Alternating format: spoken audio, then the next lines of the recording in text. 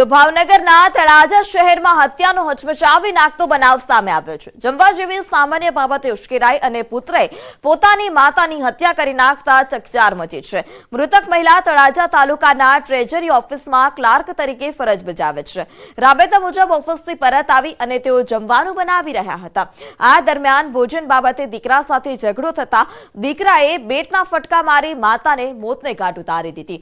સમગ્ર મામલે પોલીસને જાણ થતાં જ પોલીસે હત્યારા પુત્રની ધરપકડ કરી। તેની માતાને બે-ત્રણ માતામાં બેટના ઘા મારી અને સ્થળ ઉપર મોત નિપજાવેલ છે। આ કામે આરોપીની ધરપકડ આરોપી અત્યારે પોલીસના કબજા હેઠળ છે।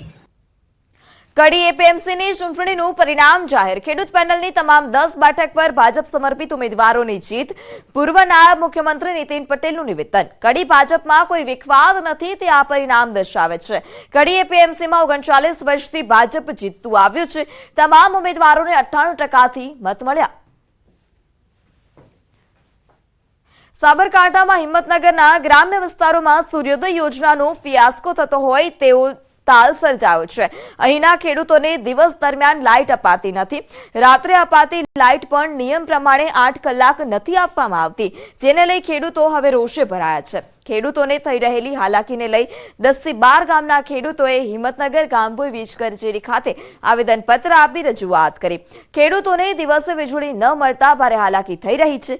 એક તરફ શિયાળાની ઠંડી તો બીજી તરફ જંગલી જાનવરોને કારણે રાત દરમિયાન ખેડૂતોને અપાતી લાઇટથી ખેડૂતો પરેશાન થયા છે, જેથી ખેડૂતોએ દિવસ દરમિયાન લાઇટ આપવાની માંગ કરી છે। જો ખેડૂતોની માંગ સંતોષવામાં નહીં આવે તો ઉગ્ર આંદોલનની પણ ચીમકી ઉચ્ચારી।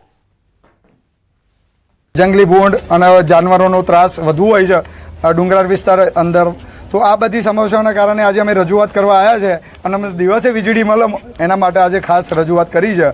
ખેડૂત રાત્રે 12 વાગે કઈ રીતે જઈ શકે ખેતરની અંદર? રાત્રે 12 વાગે પાવર આપે છે અમને જીઈબી, પણ લોકો કોઈ સાંભળતા નથી। રાતે ભૂંડના રોજના બહુ ત્રાસ છે ખેડૂતોને, રાતે લાઇટ માટે, દિવસ લાઇટ મળે માટે આવેદન પત્ર આપવા માટે અત્યારે બંધ છે સૂર્યોદય યોજના, કોઈ લાભ નથી મળતો।